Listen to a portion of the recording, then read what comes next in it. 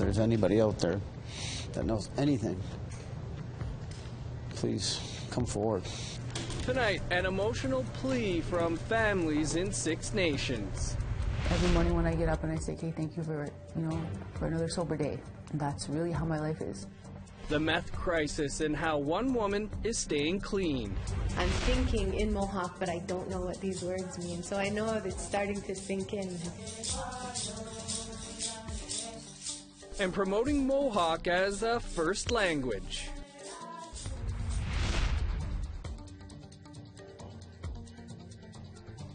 Good evening. Welcome to APTN National News. I'm Dennis Ward.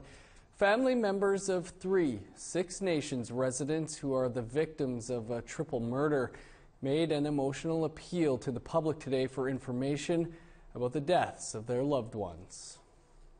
Both Ontario Provincial Police and Six Nations Police are releasing few details about the deaths. They say 37-year-old Melissa Miller, 33-year-old Alan Porter, and 32-year-old Michael Jameson were found dead with a stolen truck near Middlesex Centre, Ontario. Police have not released a cause of death or time of death for the 3 friends who were discovered on November 4th. Today it was revealed that Miller was 7 months pregnant with a baby boy at the time of her death.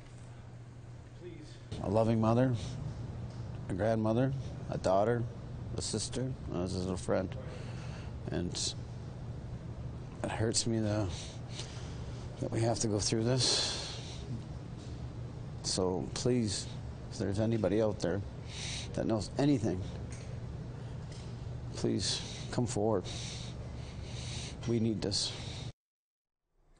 For the past year, the city of Winnipeg has been in the grips of what is being called a meth crisis. Police, grassroots organizations, and frontline workers are struggling to address the issue, and addicts looking for treatment are left with limited options. Brittany Hobson sat down with one family who hopes to shed some light on the people affected and brings us this story. It just feels like you're on top of the world, like you're invincible. Yeah, and you can do anything. Yeah, and it's just a feeling that no other drug has ever gave me. Jessica Kershane used to be a meth user. She's been clean for 2 months. The first time the 36-year-old tried the drug was in 2013. I thought it was cocaine, so I tried a line, and then she told me it was meth. And to be honest, it was like that first line, I was already hooked. Like I knew. I knew at that moment that this drug was great, and I knew in my head that this was going to be an awful struggle. Jessica is one of the more than 300 people currently in treatment for amphetamine addiction in Manitoba. According to the Addictions Foundation of Manitoba, this has increased by more than 100% since 2014. Winnipeg is in the midst of a meth crisis, and Jessica is trying to escape it. It's everywhere. I can't believe it. I was supposed to, when I started using, even 2014, 2015, it was not this bad. I have so many friends that died already. Yeah, I don't want my life to be like that. Yeah, I don't want to be remembered like that. Recent statistics from the Winnipeg Regional Health Authority show an increase in meth-related hospital visits. Since 2013, visits have gone up by 1,200%. Steve Kershane is Jessica's father. He fears one day he will receive the call about his daughter. Imagine just, like when you hear somebody found dead, they found somebody dead from overdose, and your first thought is you think it's your child. It's something he's already experienced with his son. In 2005, Donovan Kershane died by suicide after living with drug addiction. He was 20 years old. To cope, Steve writes. He has a blog where he shares his experiences, fears, and advice. We can't enable them, at the same time we have to try and have empathy and kindness for them. And it's hard to have kindness and empathy when, they're fighting their parents or they're stealing from their parents. The death of her brother Donovan propelled Jessica into her own battle with addictions. She's been in and out of treatment programs since. It's a constant thing to have to work on your sobriety. So that's the thing. As soon as I stop, or if I don't go to NA or AA or whatever it is I choose to go to, or if I have any free time, I'll do it. And that's the scary thing about that drug. Yeah. She hopes to see more programs for addicts. The average wait time for treatment centers is 2 to 3 months, according to AFM. As Jessica heads into month 3 of sobriety, she's looking at things day by day. When I go to like my meetings and they're like, it's just for today, and I always used to think, well, that's kind of like, I don't know, a cliche for them to say, but I get it. You know what I mean? Like, this is as much as I can think, as much as every morning when I get up and I say, okay, thank you for, you know, for another sober day. And that's really how my life is. Yeah, that's how I have to live it. Yeah. Brittany Hobson, APTN National News, Winnipeg. The third day of Quebec inquiry hearings in Coujarapic returned to a familiar theme, the frayed relationship Inuit in Quebec have with their own police force. Tom Fenario has that story. Our police station is very disgusting. Johnny Anotok says the police jail in Akulivik hasn't been cleaned in 2 years. He says the air is so foul that social workers gag when they enter. And that's just the beginning. There were some few cops that when they arrest women, they say, if you want to be released, we could do this, we could have sex, and I could just release you. The law in Nunavik is upheld by the Kativik Regional Police Force. They are technically an indigenous police corps, but only 3 of 48 patrol officers are Inuit. This is the third time this week an Inuk has produced negative testimony regarding Kativik police. Anotok broke into tears when describing a deadly June 2017 night. Johnny's cousin, Ilutak Anotok, stabbed 3 family members to death before being killed by police. Johnny testified that his mother called police about Ilutuk's behavior beforehand and that they were at first dismissive of her concern. If they did their job, he wouldn't move from houses to houses. He wouldn't have killed more people. Anotok also touched on his experiences in Quebec prisons, where he says Inuit are giving worse resources and are treated differently from other prisoners. In Inuit sector, they're always mistreated. They call us dogs. Say I do. I do. In your name? The Quebec Correctional Systems was also part of Leah Unaluk's afternoon testimony. The court clerk and first responder testified that there is not enough support for Inuit in prison or aftercare to prevent them from reoffending. If they come back home, I would want a budget for them to go out in the land. It's because it's very peaceful. The overall lack of mental health resources in her home of Pevernatook is painfully evident to Unaluk. Earlier this year, her nephew took his own life, one of 11 to have done so this year in Pevernatook alone. We lost too many now. One is already too much. Next week, the Quebec inquiry will travel to Coujarapic, where the topic of suicide prevention will be discussed with health officials there. Tom Fenario, APTN National News, Coujarapic, Quebec. We need to step aside for a quick break, but first, here's a look at tonight's all-new Nation to Nation. Hello, I'm Todd Lamoran, and here's what's coming up on Nation to Nation. Ontario's child welfare system is in crisis. Deaths and suicides are all too common in foster homes. Nation to Nation producer Kenneth Jackson is in Thunder Bay, where he reports on the lack of supervision in one home, which a young teen girl wandered from and was found drowned in a floodway. As well, most families get involved with children's aid societies for years and don't know their legal rights. A Thunder Bay lawyer says it could keep their kids out of care if they did know. And a young woman formerly in care isn't surprised the whole system is malfunctioning. That's coming up right after the national news.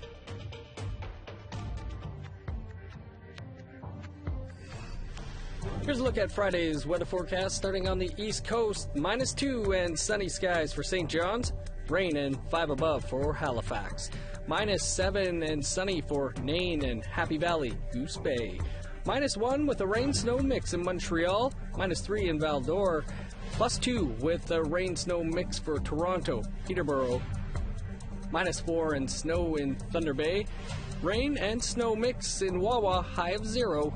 -21 under sunny skies in Churchill. -17 for Puckatawagan. -6 in Winnipeg, 9 below for Dauphin and Brandon. Minus 13 in Saskatoon, 14 below under sunny skies for North Battleford. Minus 14 with rain in Meadow Lake. Minus 15 with snow in Stony Rapids.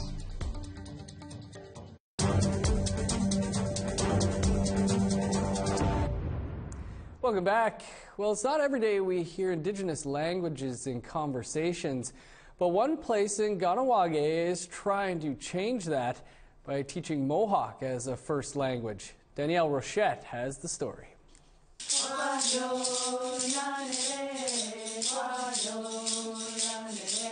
Alex, the Guaguani Cross, always wanted to learn a Mohawk language but never really had the opportunity. Now that she's the mother of 5-month-old, she enjoys her time in the language nest, where every word is in Guaniogea. Everyone is here supporting each other and they're helping each other, and you know, right down to your child. If I'm sitting there and I'm trying to learn, someone might come in and hold your baby for you while you're learning and then give her back to you, you know, so it's very supportive here. The Language Nest launched 4 years ago in Ganawage to address the loss of Mohawk as a first language. They have the words here that they need to help them to converse. The program takes place in a unique setting. It's a natural environment, right? A home environment, but there's also some structure implemented throughout the day to help the parents as second language learners.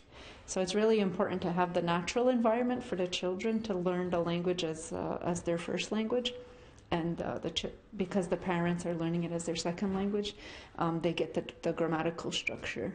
This week, organizers got more cash to continue offering the program to parents and kids. Canadian Heritage announced $275,000 over 2 years. MP Mark Miller has been learning the Mohawk language since last year. He says this is a step toward a path for promoting Indigenous languages. I do this today with great respect for the efforts that people have made, to preserve the language through struggle. And hopefully the struggle will be lessened throughout the next few years as we engage on a path which for a lot of people is quite difficult but very important, but a path of mutual respect that includes promotion of Indigenous languages. For Alex, her dream is coming true. Her daughter will speak Mohawk as first language, and she'll be able to talk to her in Ganyogea. Sometimes when you leave here, I'm thinking in Mohawk, but I don't know what these words mean. So I know that it's starting to sink in, it's starting to work, you know. The federal government has been working on Indigenous languages legislation and hopes to table it in the House of Commons by the end of the year. Danielle Rochette, APTN National News, Ganawage, Quebec. The federal and Alberta governments have signed an agreement with the First Nations Health Consortium to fully implement Jordan's principle. The principle is named after Jordan, a young boy from Norway House, Manitoba, who died while the federal and provincial governments fought over who should pay for his care. First Nations Consortium is made up of 11 First Nations across Alberta. The new agreement will allow all three parties to share information so the treatment of First Nations children will have less red tape, resulting in quicker treatment. With a significant push on both sides, the province pushing for Jordan's principle to be implemented, the chiefs support it.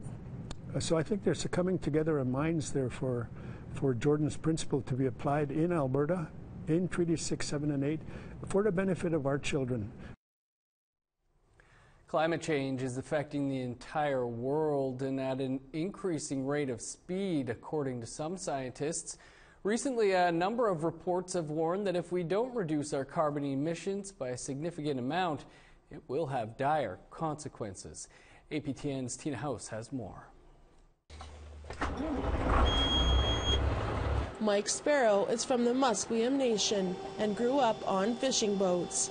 He's noticed a significant change in the water, and he's concerned about the impacts of climate change. The fishing has ups and downs and stuff. It's definitely not getting better. It's getting worse.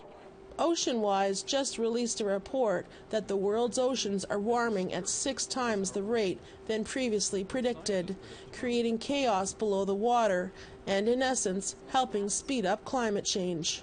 As the oceans warm and you see displacement of some of the fishery stocks, we have concerns for the top predators, like the southern resident killer whales, for example, who depend on one particular species of salmon, the Chinook, as their primary source of food.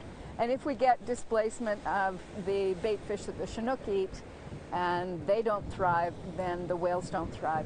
Scientists point to out-of-control wildfires in California, severe heat waves and droughts, rapidly melting glaciers, raising sea levels, and massive storms are evidence of extreme climate change. The Intergovernmental Panel on Climate Change released a report in October of this year about the dire situation that we are in right now. And it's very clear that in the scenarios or pathways that we have assessed in this report, that coal use goes down very, very substantially by the middle of the 21st century. Karen Riston is the executive director of Living Oceans. We had about a dozen years to get a handle on our carbon emissions, or we were going to see catastrophic changes in the climate. Now, with the news that the oceans are warming 6 times faster than was originally thought, that prediction is going to come down in years, and that means we have no time left. And for Mike Sparrow, whose livelihood is on the water, he's worried. Pretty obvious, the writing's on the wall. It's happening everywhere on the planet. I mean, just a matter of having to pull away from fossil fuels. That's the only thing we can do about it. Tina House, APTN National News, Vancouver.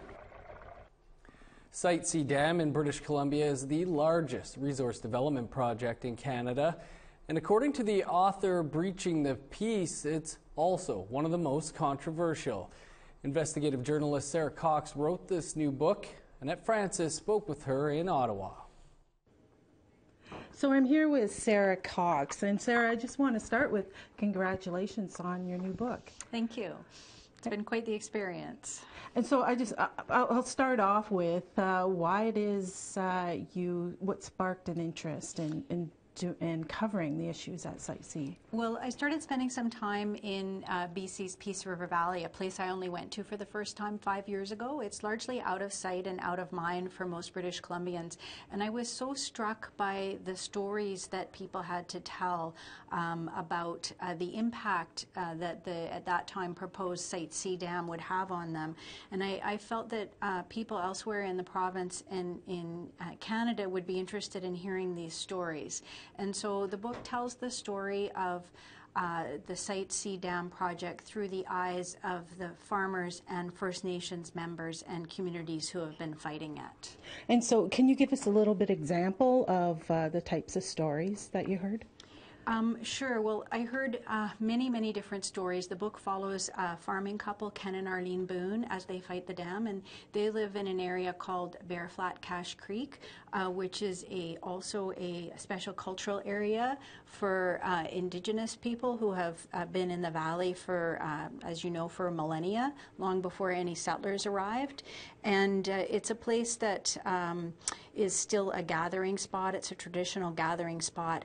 It's a place that would be either flooded by the Site C Dam, or part of it would be destroyed by the relocation of a provincial highway for Site C. And so the Boones have worked very closely with First Nations in the valley to oppose the project. And so the book details some of the stories of these people as they go about to protect this special cultural area and the place where the Boones live, where 3 generations of their family have lived. Why did it strike you as so important to do a book about this? To basically tell the stories that weren't being told. There's a lot of misinformation out there about this project, that it's necessary, that it's for the greater good. When you start to dig down and look at the facts as opposed to some of the spin around the project, you find that that is absolutely not true. The project is not needed. If BC needed more energy, there are far cheaper, far less destructive ways to get that energy. And so I just felt that those were important facts to get out there. All right. And this is ongoing. Do you plan on having a second book? I haven't thought that far. I'm still pretty immersed in getting this one out into the world. There's certainly, it's an ongoing story. It's a story that's not over yet. The question of whether Site C violates treaty rights has never been determined by the courts, and there is an ongoing court case launched by West Moberly First Nations and Prophet River First Nation, and so everybody will be watching that to see what happens with that court case, and the story is far from over. For example, the Boones, most of the Boones farm and their farmhouse was expropriated by the BC government, but they are still in that farmhouse, and people are still speaking out against this incredibly destructive project. Okay. Thank you very much. Thank you, guys. Time for another quick break, but first, here's a look at a story we're working on. I'm Ken Driscoll in Iqaluit. When Iqaluit's North Mart burned last week, many residents worried about their medications, their food supply, and their safety. Most of those fears didn't come true. In a surprise move, North Mart management now says they'll be reopening the store this Saturday. That story coming soon on APTN National News.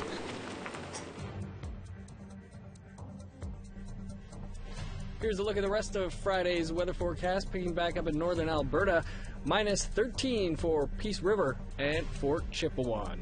5 below in Medicine Hat with snow. Minus 11 and snow in Edmonton. Different story on the west coast. 12 above for Tofino and Vancouver. Minus 12 for Fort Nelson. Plus 8 in Sandspit and Prince Rupert. Minus 21 in Dawson, sunny skies, and minus 27 for Old Crow. Minus 23 in Norman Wells, 19 below for Wrigley. Minus 20 in Sax Harbor, 24 below under sunny skies for Colville Lake. Minus 28 in Whale Cove and Baker Lake, as well as Repulse Bay. 27 below for Arviette. Minus 28 for Arctic Bay. Minus 30 for Igloolik.